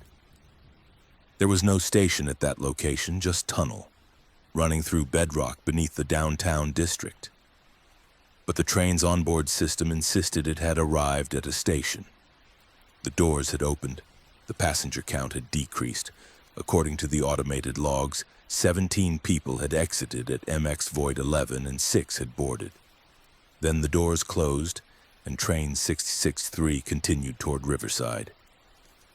I pulled up the tunnel surveillance feeds for that segment. The cameras showed the empty tunnel, rails running into darkness, support structures and ventilation shafts visible in the infrared lighting. No station, no platform, no 17 passengers disembarking into a location that didn't exist. At 0412, train 809 on line 2 sent a similar alert, approaching station MX Void 11. The tracking data placed it in a different tunnel segment miles from train 663's position, but the station code was identical. The train slowed, stopped, opened its doors. The passenger count changed. Then it continued its scheduled route. I called Thomas again. It's happening with multiple trains. They're all reporting stops at this MX Void 11 station, but tracking shows them stopping in regular tunnel segments with no platforms. Are passengers actually getting off? Thomas asked. According to the automated counts, yes. 17 got off the first train, 23 off the second, but the surveillance cameras show empty tunnels. That's a serious malfunction. Camera feeds and tracking data shouldn't be contradicting each other. I'm escalating this to senior operations. Don't authorize any more trains through those segments until we understand what's happening. I implemented holds on lines 2 and 4, preventing trains from entering the affected tunnel segments. But at 0438, train 441 on line 6 reported approaching MX Void 11 in a completely different section of the network. And at 0451, train 722 on line 1 sent the same alert. The Phantom Station wasn't confined to one location. It was appearing throughout the system in multiple tunnels simultaneously, accessible from different lines that shouldn't connect. I tried to access architectural records, wondering if there was a decommissioned station or abandoned construction project that might explain the alerts. Deep in the historical archives, I found references to an auxiliary network, tunnels built in the 1960s for emergency evacuation purposes, designed to provide alternate routes if the main system needed to be shut down. The auxiliary network had been partially constructed, then abandoned when budget constraints halted the project.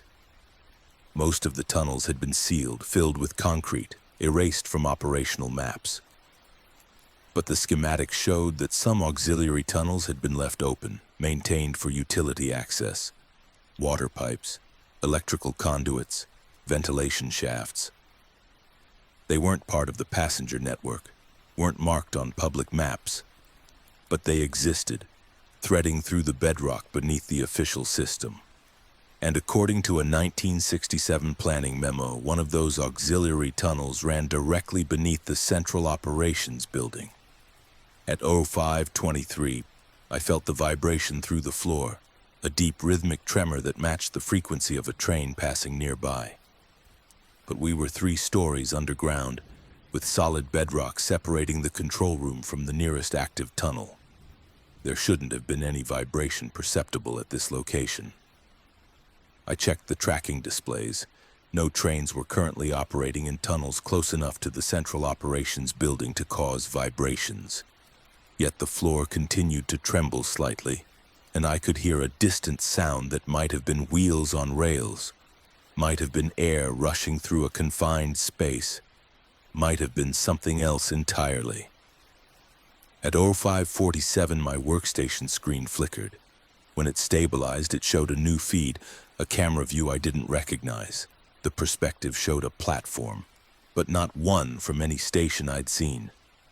The architecture was utilitarian, almost brutalist. Concrete walls without decoration, minimal lighting from exposed bulbs, no signage or wayfinding markers. A train sat at the platform, doors open. Passengers were visible, dozens of them, standing motionless, facing the train, waiting. The timestamp in the corner read, Station MX Void 11, Platform Camera 01, Live Feed. I tried to close the feed to return to normal surveillance views, but the screen remained fixed on this impossible station. I grabbed my radio, calling security. This is Central Control. I need someone to check the server room. We're getting a camera feed that shouldn't exist. The security guard, a younger man named Kevin, responded after a moment. Copy that. On my way to the servers. What kind of feed? A station platform. Code MX Void 11. It's not in our system, but it's displaying as a live camera view. I'll check the video router, make sure no one's patched in unauthorized equipment. While I waited, I studied the feed more carefully. The passengers on the platform weren't moving naturally. They stood too still, their postures rigid, faces empty of expression. They weren't checking phones, weren't talking to each other, weren't exhibiting any of the small fidgets and movements typical of people waiting for trains. They simply stood, staring at the train with identical blank expressions, as if they'd been positioned there and told to remain motionless. At 06:04, Kevin called back. I'm in the server room, everything looks standard. Video router shows the normal camera feeds, nothing unauthorized, but... He paused. This is weird. The router's temperature is elevated like it's been processing way more data than usual. And there's a sound down here, like something running beneath the floor. Machinery maybe, or ventilation. But it doesn't match any of our systems. The vibration through my floor intensified. On my screen, the train at MX Void 11 began moving, pulling away from the platform. The motionless passengers remained standing, watching it depart, making no attempt to board. As the train left the frame, a new train appeared on the opposite track, approaching from the other direction, slowing to platform speed. At 06:17, the control room's rear wall began to change. Not dramatically, just a subtle shift in the concrete texture, a slight darkening of the paint, a barely perceptible alteration in the surface that I might have imagined. But when I focused on it, I could see cracks forming, thin lines spreading across the wall like roots growing in accelerated time. I stood up, approaching the wall cautiously. The cracks continued spreading, and through them I could see darkness. Not the darkness of a solid barrier, but the darkness of empty space beyond, as if the wall were thinning, becoming translucent, revealing something that existed on the other side. At 06:23, Thomas called. Supervisor Reeves just reviewed your reports. He wants you to evacuate the control room immediately. We're sending emergency maintenance to investigate the structural integrity of the building. Don't wait for them. Get out now. I started toward the exit, but the door wouldn't open. The electronic lock was engaged, the manual override unresponsive. I pulled harder, then kicked at it, but the door remained sealed. Behind me, the cracks in the rear wall had widened, and through them I could see platform lights, concrete surfaces, the edge of what might have been train tracks. On my workstation screen, the MX Void 11 feed changed perspective, showing not the platform but the tunnel approach. A train was visible in the distance, headlights illuminating the track ahead. As it drew closer, I could read the designation number on its front panel. 663. The same train that had first reported arriving at the Phantom Station hours earlier. It was returning, completing a loop, arriving at MX Void 11 again. At 06:38, the rear wall disintegrated completely, the concrete dissolving into fine dust that settled across the floor. Beyond where the wall had been, I saw the station, MX Void 11, its platform extending away into darkness, its minimal lights casting harsh shadows. The motionless passengers stood exactly as they had in the camera feed, facing the tracks, waiting with expressions of absolute emptiness. Train 663 pulled into the station, stopping with mechanical precision. The doors opened. None of the platform passengers moved. Instead, they all turned simultaneously, rotating to face me, their empty eyes focused on the control room that now opened directly onto their impossible platform. I backed away, pressing against the opposite wall. The passengers began walking, not toward the train, but toward me, moving in perfect synchronization, their footsteps echoing in unison.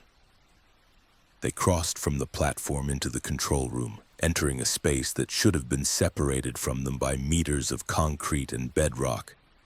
One of them spoke, or perhaps all of them spoke simultaneously, their voices overlapping into a single flat tone.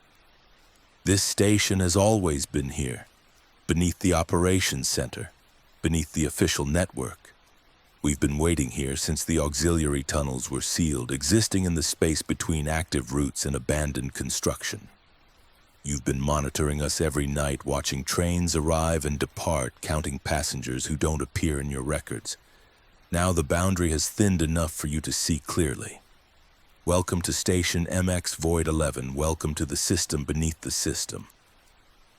At 06:47, I understood what was happening.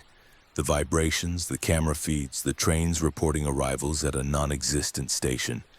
They weren't malfunctions. They were the auxiliary network bleeding through into the operational network. Two layers of infrastructure that had been separated for decades suddenly merging, the abandoned tunnels reasserting their existence beneath the active service routes. And I was caught in the convergence point, in the control room that had been built directly above one of those sealed auxiliary stations, monitoring a system that had more layers than the official maps acknowledged.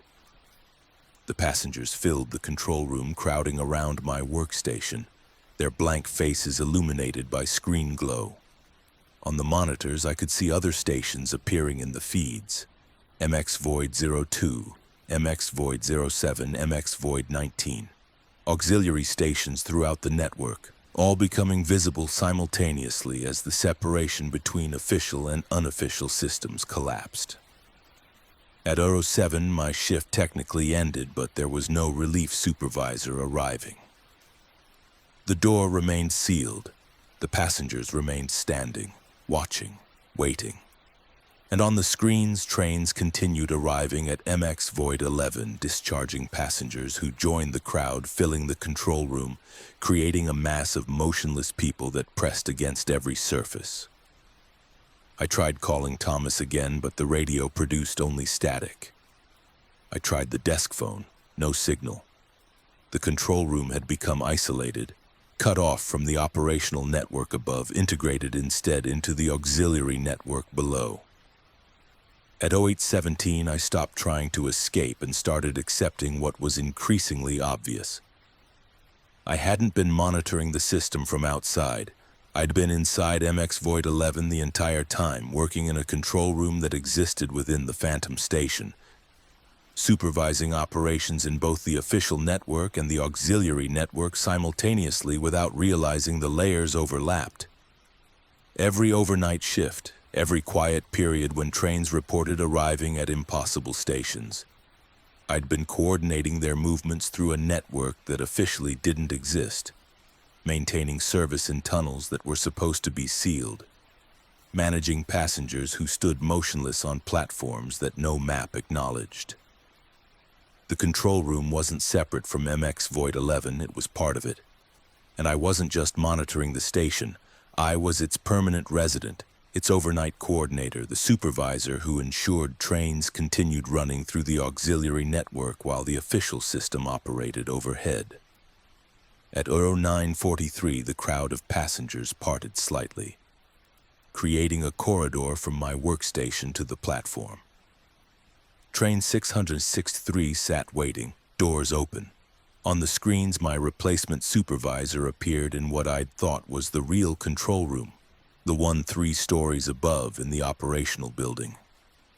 He was logging in, checking the night shift reports, finding everything normal because the layers had separated again, the boundary restored, the auxiliary network hidden once more beneath official maps and operational protocols. I stood up and walked toward the train. The passengers watched but didn't move. Their empty expressions had become familiar over the hours, less unsettling now that I understood we existed in the same impossible space.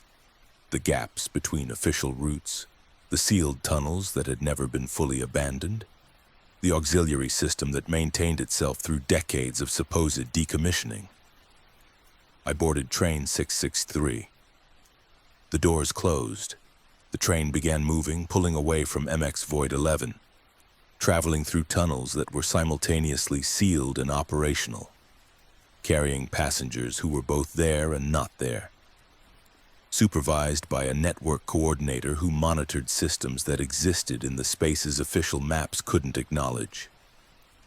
Some stations don't appear on current maps because they serve routes that were abandoned before completion, sealed before activation, forgotten before they could be remembered.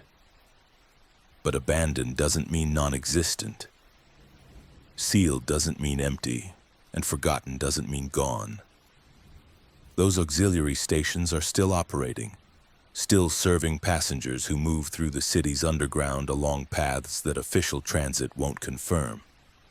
I coordinate their movements now, from a control room that exists beneath the control room.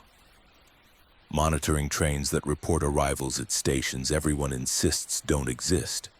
And every night when the system runs at minimum frequency and the boundaries between layers thin, more people find their way to platforms like MX Void 11, stepping off official trains into unofficial stations, joining the crowds who wait with blank faces for trains that travel through darkness to destinations that have no names, only codes that databases refuse to recognize. I'm still supervising, still coordinating, still ensuring trains arrive and depart on schedule, maintaining service through the auxiliary network that runs beneath everything. The system is larger than official maps show, deeper than structural surveys reveal, more complete than anyone acknowledges, and it requires constant supervision from someone who exists in the overlap, someone who can monitor both the routes people see and the routes they take without realizing they've left the official network. That's my role now. Overnight supervisor for the stations that don't exist, coordinator for the trains everyone forgot, guardian of the auxiliary system that maintains itself in the darkness beneath normal operations. When you ride late at night and the train stops unexpectedly between stations, when the doors open briefly to empty tunnels and you feel the irrational urge to step off onto a platform you can't quite see, that's the auxiliary network calling. Some passengers accept the invitation, stepping into the darkness, finding themselves on platforms with minimal lighting and no signage, waiting among crowds of motionless people for trains that travel deeper into the underground. If that happens, look for the cameras in the shadows. Behind them, someone is watching, a supervisor in a control room that exists beneath the control rooms, coordinating your movements through tunnels that officially were sealed decades ago but somehow still carry trains through the night. Serving stations with codes like MX Void 11 that databases insist don't exist, but that thousands of passengers visit every year, joining the crowds who wait and watch and ride the trains that run beneath everything we think we know about the city's transit system. Story 6, The Final Transmission. The voice came through on channel 47 at 0418, clear despite the static. This is Operator Willis, Line 7 Maintenance Tunnel, requesting immediate assistance. We're trapped past marker 83. The walls they're not where they should be. I checked the roster. Gregory Willis had disappeared in those tunnels 9 years ago during overnight track inspection. The line had been sealed after the incident, concrete barriers erected at both ends. No one had used channel 47 since 2012, but the transmission continued and I recognized Greg's voice perfectly, calm and professional, describing impossible geometry in tunnels that officially no longer existed. I started working as a control room operator in 2008, fresh out of technical college, assigned to overnight communications monitoring. The job was straightforward: maintain radio contact with field crews, coordinate responses to maintenance calls, document routine operations in shift logs. Most nights were quiet. Occasional check-ins from tunnel crews, brief exchanges about track conditions or equipment status, long periods of silence interrupted only by automated system alerts. March 14, 2012 started like any other Wednesday overnight. I'd clocked in at 23 on, relieving the evening operator, and settled into the standard rhythm of monitoring 8 active channels for our network's maintenance and operations teams. Channel 47 covered Line 7, a route that ran through the oldest section of our tunnel system, constructed in the 1940s when engineering standards were less rigorous and geological surveys less detailed. At Euro 147, Channel 47 crackled with a transmission from Gregory Willis, a senior track inspector I'd worked with dozens of times. Greg was methodical, experienced, the kind of inspector who'd seen every possible tunnel condition and could diagnose problems before they became emergencies.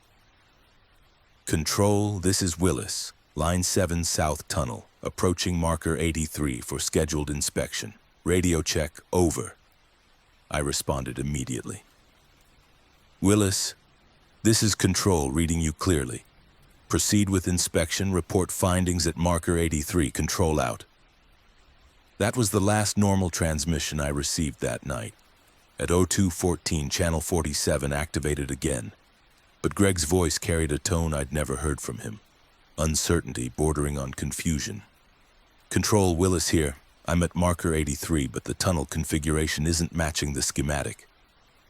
The maintenance access I'm supposed to inspect isn't where it should be. The wall it's solid concrete where the access door should be. Can you confirm I'm at the correct marker? I pulled up the tunnel schematics. Marker 83 was clearly labeled, showing a maintenance access point on the eastern wall, providing entry to utility corridors and ventilation systems. Willis, Control confirms marker 83 should have eastern wall access. Can you verify your position using tunnel markers? Static then. I'm looking at marker 83 right now, painted on the wall 6 feet to my left. But the eastern wall is unbroken concrete. No door, no access panel, no indication there was ever an opening here. It's like the schematic shows a tunnel that doesn't match the physical space. Over the next 30 minutes, Greg's transmissions became increasingly unsettling. He'd continued south, checking subsequent markers, finding more discrepancies between the schematics and the actual tunnel configuration. Marker 84 showed a slight curve to the west on the maps. Greg reported the tunnel ran straight. Marker 85 indicated a ventilation shaft overhead. Greg saw only solid concrete ceiling. By marker 86, he was describing a tunnel that bore almost no resemblance to our documented system. Different dimensions, different materials, different structural features. At 0247, I escalated to the overnight supervisor, a veteran named Paul Henderson who'd worked the system for 26 years. Paul, I've got Greg Willis on Line 7 South Tunnel reporting major discrepancies between physical conditions and our schematics. He's past marker 83 and nothing matches our documentation. Paul checked the records. Line 7 South was last surveyed in 2009, no reported anomalies. Tell Willis to mark any discrepancies and continue to marker 90, then return. We'll send a survey crew tomorrow to verify. I relayed Paul's instructions. Greg acknowledged and continued south. His transmissions came at irregular intervals, describing an increasingly unfamiliar tunnel. Unexpected alcoves, unusual wall textures, changes in slope that shouldn't exist in a level track bed. At 03:26, he reported reaching marker 90, the planned turnaround point. But he sounded different, his voice carrying an edge that might have been fear or might have been something else. Control Willis at marker 90, I'm having trouble maintaining orientation. The tunnel past this marker continues south, but according to the schematic, it should terminate at a sealed access panel. I can see the tunnel extending at least another 100 meters into darkness. Should I continue or return as planned? Protocol was clear. Return as planned, no deviation without supervisor authorization. But before I could respond, Greg transmitted again. Control, hold on. I'm seeing... There's someone else down here. Another worker, maybe 200 feet past marker 90. I'm going to make contact. Confirm their authorization. Willis, Control advises return to your current position. Do not proceed past marker 90 without confirming the identity of the other worker. Control out. Silence. 10 minutes of silence while I tried repeatedly to raise Greg on channel 47. At 03:42, his transmission returned, but the audio quality had degraded, heavy static obscuring portions of his words. Control Willis. Made contact with, not who I thought. He says he's been down here since. Date doesn't make sense. He's asking me to follow. Says the tunnel extends for... Control, I think I need to... Static. Going to proceed south to verify. Static. If you lose contact, send crew to... Static. The transmission cut off. I called his name repeatedly. Willis, Control needs you to return to marker 90 immediately. Acknowledge. Nothing. I notified Paul, who initiated emergency protocols. Dispatch a rescue crew, seal the tunnel access points to prevent anyone else from entering, attempt to restore radio contact. At 04:18, channel 47 activated one final time. The transmission was barely audible through layers of static, but I could hear Greg's voice, calm despite the circumstances. Control, this is Willis. If you're receiving this, I want it logged. I'm past marker 120 now.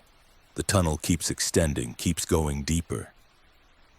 The worker I met, he showed me things. Rooms off the main tunnel, spaces that aren't on any schematic. He says he's been mapping this section for years, says there are others down here doing the same. I don't understand how this is possible, but I'm going to follow him further, try to document what we find. If I don't come back, tell everyone the tunnels are larger than we think, that what we map and what exists aren't the same. Willis out. That was March 14th, 2012. Greg Willis never returned from Line 7 South Tunnel. The rescue crew found the tunnel exactly as documented on the schematics, terminating at marker 90 with a sealed concrete panel. No extension beyond. No sign Greg had ever been past that point. But his last known position, based on radio triangulation, placed him at least 500 meters beyond where the tunnel supposedly ended, in space that physically shouldn't exist. The investigation concluded Greg had experienced disorientation, possibly from carbon monoxide exposure or equipment malfunction, and had wandered into an unmapped utility corridor where he'd suffered a fatal accident. His body was never recovered. Channel 47 was permanently decommissioned. Line 7 South Tunnel was sealed at marker 75, preventing access to the section where Greg disappeared. The incident was classified as an unfortunate tragedy, filed in archives and gradually forgotten by everyone except those of us who'd been working that night. I moved to different positions within operations over the following years, trying to distance myself from the memory of Greg's final transmission. But I never quite stopped thinking about what he'd said, that the tunnels extended further than our maps showed, that what we documented and what existed weren't the same.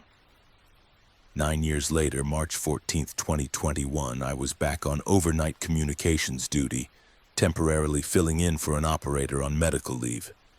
The shift had been routine until 04:18 when Channel 47 activated. Channel 47 shouldn't have been active. It had been decommissioned, removed from our radio network, its frequency reallocated to other services. The control board showed it as inactive, had shown it that way for 9 years. But at 04:18, the channel indicator lit up, and through the speakers came a voice I recognized immediately. "This is Operator Willis, Line 7 Maintenance Tunnel, requesting immediate assistance.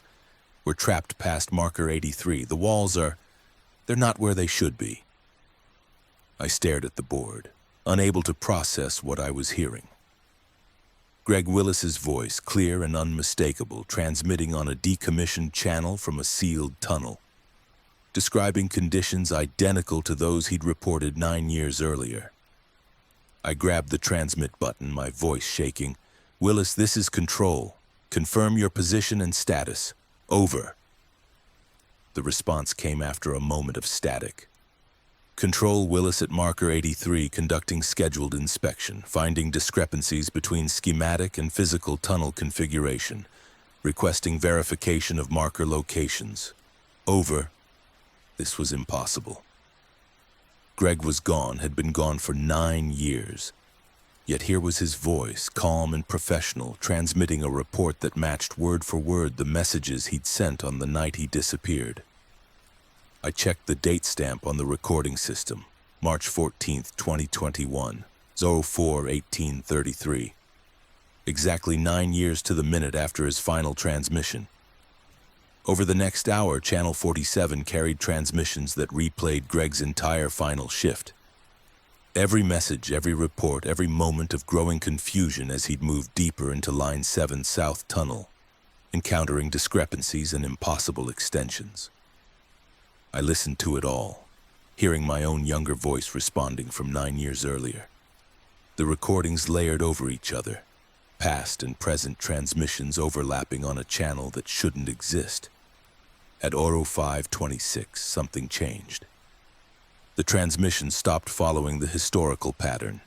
Instead of Greg's final message about going deeper, about following the other worker, a new transmission came through.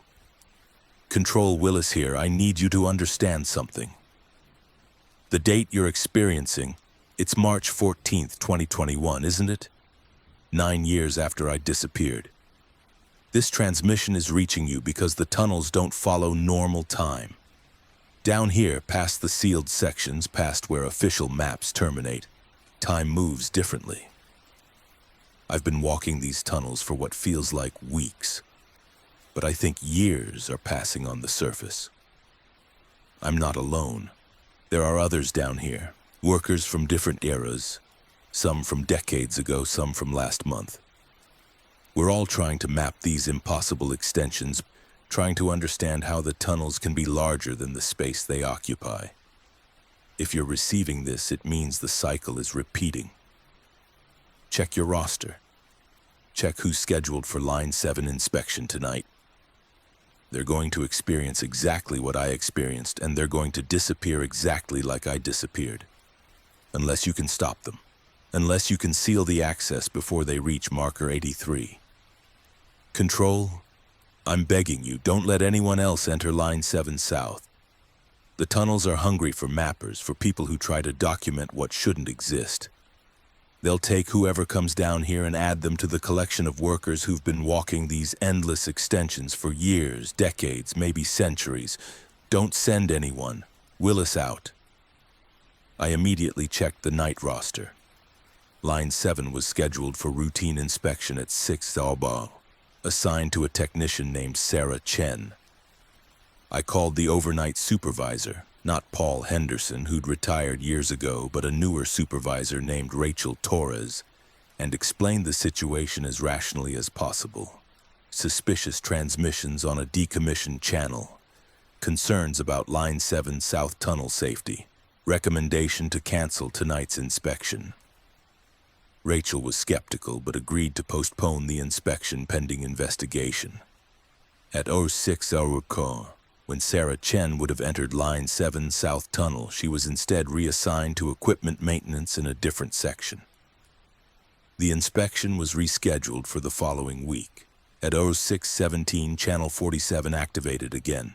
Greg's voice, but different now, angry, desperate. "Control, you changed it. You stopped her from coming down here on... That's not how this works. The cycle requires continuity. Someone has to enter the tunnel, has to reach marker 83, has to continue past where official maps end. If you break the pattern, static. They're not happy about this. Static. The others down here, they're saying, static and needs a mapper. Someone has to document the extensions or static." The transmission dissolved into noise, then silence. Channel 47 went dark. I checked the board. The indicator showed inactive, had shown inactive for the entire shift according to the system logs, which insisted no transmissions had occurred on that frequency at any point during the night. But I'd recorded everything. I had audio files documenting Greg's transmissions, time-stamped and authenticated by the system. I submitted them with my shift report, along with my recommendation that Line 7 South Tunnel remain permanently sealed and that all inspection schedules be reviewed for safety compliance. The investigation that followed was brief and dismissive. The audio files I'd submitted were analyzed by technical staff, who determined they were artifacts from historical recordings inadvertently accessed by system malfunction. My report was acknowledged but not acted upon. Line 7 South Tunnel remained sealed, but only because unsealing it would require budget allocation and administrative approval that no one wanted to pursue. Sarah Chen completed the rescheduled inspection the following week in a different section of Line 7 with no incidents. The night passed without any unusual transmissions on Channel 47 or any other frequency. Everything returned to normal, and within a few weeks my report had been filed in the archives alongside the original investigation of Greg Willis's disappearance. But I kept monitoring Channel 47 even though it remained decommissioned, even though the board showed it as inactive. On quiet nights, especially around 04:18, I'd hear faint traces of transmission, words too degraded to understand, voices too distorted to identify, messages from people I suspected were still walking those impossible tunnel extensions, trying to map space that existed outside normal geometry and time. I've been researching the history of our tunnel system, looking for patterns, trying to understand what exists beneath the official network. I've found dozens of reports dating back to the 1940s, workers who disappeared during inspections, maintenance crews who reported impossible tunnel configurations, inspectors who described extensions that didn't match schematics. Some of those workers were found, some weren't, but all of them had reported similar experiences. Discrepancies between maps and reality. Tunnels that continued beyond documented endpoints. Encounters with other workers who claimed to have been mapping the same sections for years. And I've found older documentation from when the tunnels were first constructed referencing dimensional inconsistencies and spatial anomalies that were noted during surveying but dismissed as measurement errors. The engineers who built our system knew something was wrong with the space they were excavating, knew the tunnels were behaving in ways that violated normal geometry, but they built anyway, laying tracks through spaces that should have been impossible, creating a network that extended into dimensions that didn't align with surface geography. Those extensions are still there, still accessible from certain points in older tunnel sections, still trapping workers who venture past the boundaries of official maps. Greg Willis is still down there, along with however many others who've disappeared over the decades, walking endlessly through tunnels that extend further than they should, mapping spaces that exist in the gaps between documented reality. And every 9 years, on March 14th at 04:18, Greg's transmission repeats, reaching back to the surface on a decommissioned channel, warning whoever's listening that the tunnels are larger than we think, that what we map and what exists aren't the same, that the system beneath the system requires constant monitoring and occasional sacrifice. Workers who disappear into those extensions, adding themselves to the collection of eternal mappers who document spaces no official schematic will ever acknowledge. I stopped that cycle once by preventing Sarah Chen from entering Line 7 South Tunnel at the appointed time.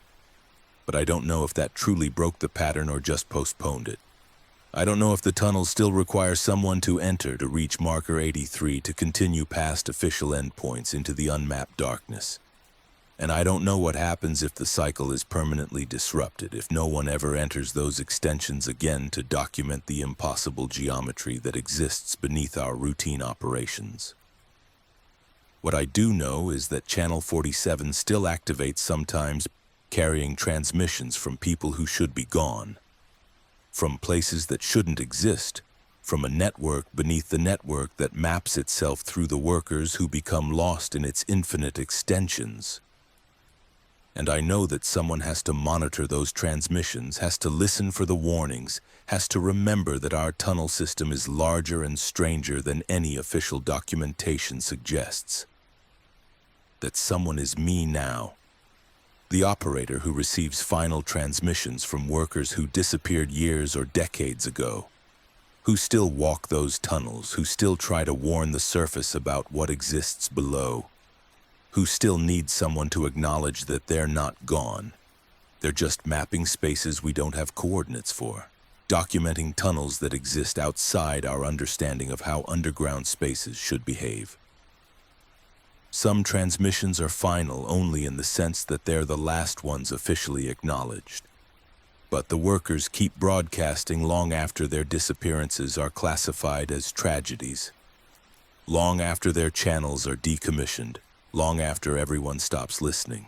They're still down there, still reporting, still describing the impossible extensions that thread through bedrock beneath our mapped routes. And as long as those transmissions continue, someone needs to receive them, to log them, to preserve the evidence that our tunnel system extends into spaces official maps will never show, carrying trains and workers through dimensions that shouldn't exist but somehow do, maintained by people who've become permanent residents of the spaces between documented and actual infrastructure.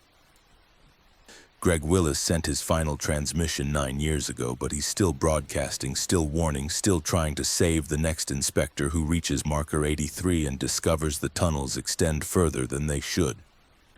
I'm listening. I'll keep listening. Because someone has to monitor Channel 47, even when it's decommissioned, even when the board shows inactive, even when official records insist those transmissions ended years ago. The tunnels beneath the tunnels are still operating, still requiring documentation, still taking workers who venture too deep into their impossible geometries. And the operators who disappear into those spaces are still trying to warn the rest of us, still broadcasting their final reports across years and distances that don't follow normal rules, still hoping someone on the surface is listening when they describe the underground's true extent and beg us not to send anyone else into darkness that extends forever.